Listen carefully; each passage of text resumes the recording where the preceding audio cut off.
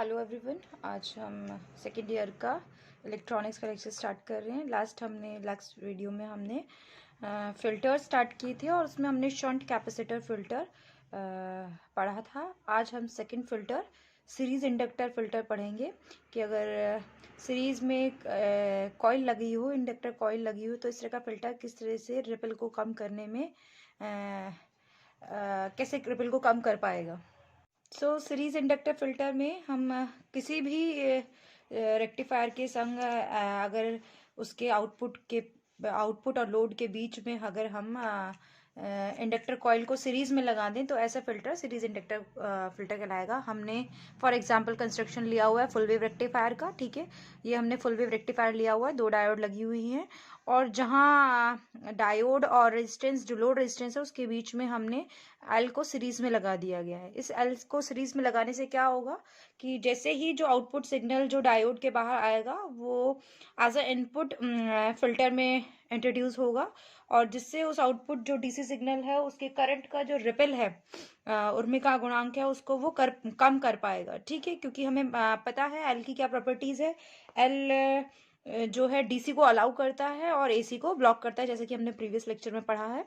Working की अगर हम बात करें सीरीज इंडक्टर फिल्टर की, तो सीरीज इंडक्टर फिल्टर जो है यूटिलाइज किया जाता है हाई इंडक्टेंस कॉइल्स को हाई इंडक्टेंस कॉइल को लोड रेजिस्टेंस के सीरीज में कनेक्ट करने से to reduce the ripple in load current when the output of the rectifier is more than the average और when the output of the So when the output current of the rectifier is more than the average or DC value, the increasing current stores energy in the form of magnetic field in the inductance coil.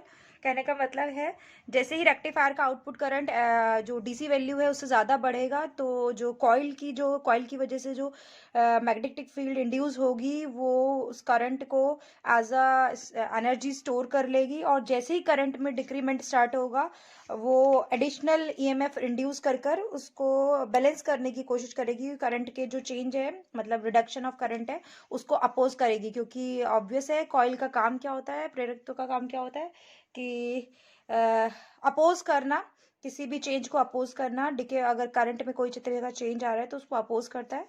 So when the current decays then an additional EMF is developed in the coil by self induction which opposes the decay of current. This fluctuation in the load current are reduced by the inductor filter.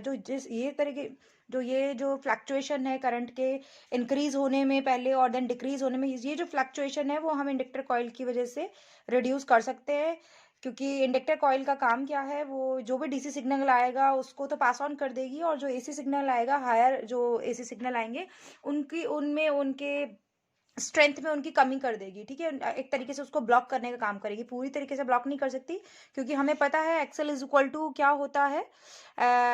Axle is equal to जो है to pi F L, या हम कह सकते हैं omega L होता है और ओमेगा इज 2 पाई एफ। और जो डीसी की जो फ्रीक्वेंसी है उसके लिए एफ इज इक्वल टू 0 होगा, तो एक्सएल इज इक्वल टू 0 हो जाएगा। इट मीन्स किसी तरह का कोई रिएक्टेंस नहीं देगा। लेकिन in case of AC signals में क्या होगा कि क्योंकि एफ 0 नहीं होता, F is not equal to 0, तो एक्सएल भी 0 नहीं होगा, तो किसी ना किसी तरह का रिएक्टेंस प्रोड्यूस करेगा। जितनी ज़्यादा फ्रीक्वेंसी होगी उतना ज़्यादा रिएक्टेंस प्रोड्यूस करेगा। ठीक है, तो एक तरीके से ये डीसी को पास ऑन करता है।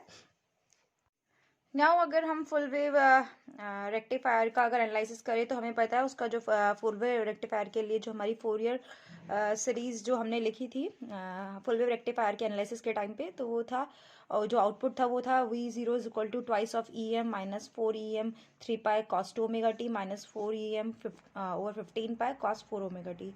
ये सब क्या है, इसके हायर हार्मोनिक्स हैं।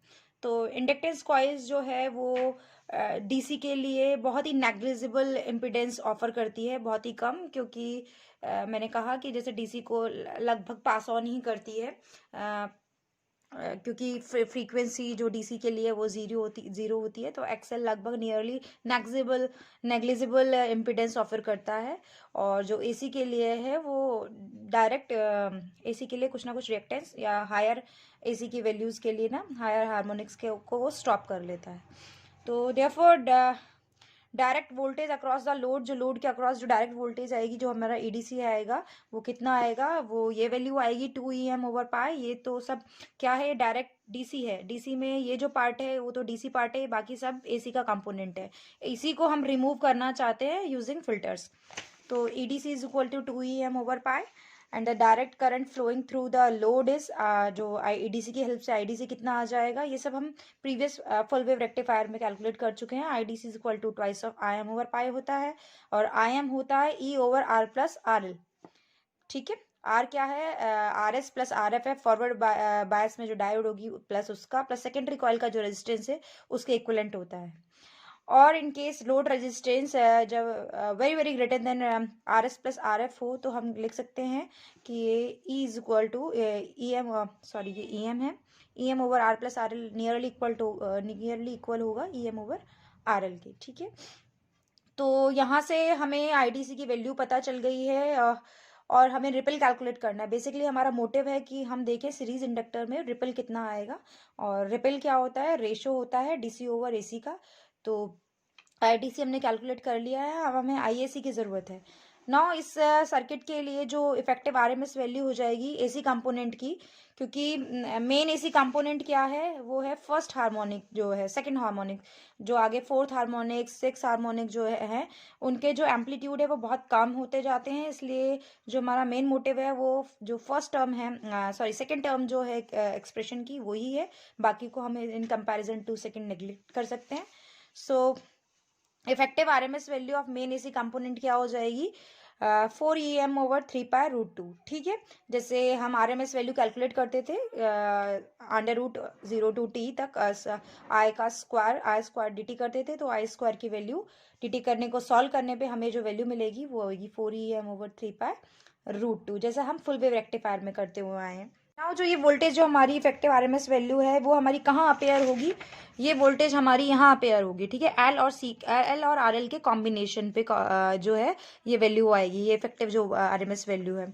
और L और RL के कॉम्बिनेशन पे जब ये वैल्यू आएगी, तो हमारा जो इनपुट करंट जो हो जाएगा, AC का जो करंट हो जाएगा वो कितना हो जाएगा, IAC is equal to 4 EM/3π√2। ये हमारी RMS वैल्यू थी, IRMS वैल्यू थी।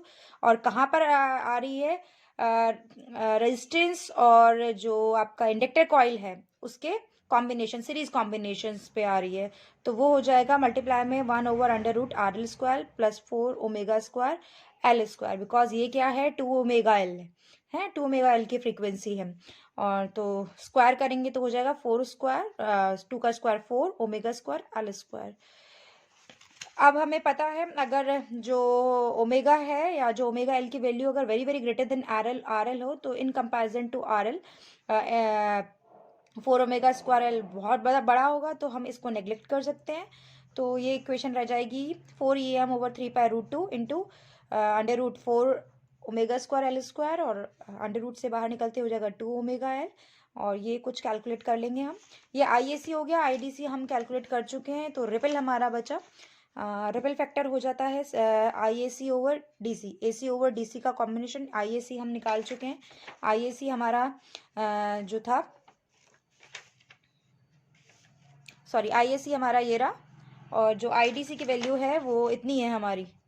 ठीक है, तो इनका रेशियो जब हम कैलकुलेट करेंगे तो 4 EM/3π√2 into twice of ω L, और ये IDC की वैल्यू हो जाएगी 2 EM/πRL।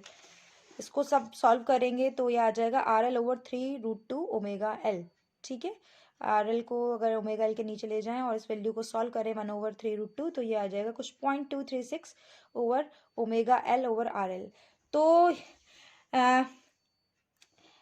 इतना रिपल जो है, रिपल आपका किस पे डिपेंड कर रहा है, रेजिस्टेंस पे, लोड रेजिस्टेंस पे डिपेंड कर रहा है। अगर लोड रेजिस्टेंस की वैल्यू को हम डिक्रीज कर दें तो हम रिपल फैक्टर को डिक्रीज कर सकते हैं, या हम लोड करंट को इंक्रीज कर दें तो ऑब्वियस है लोड करंट इंक्रीज होगा तो RL डिक्रीज होगा।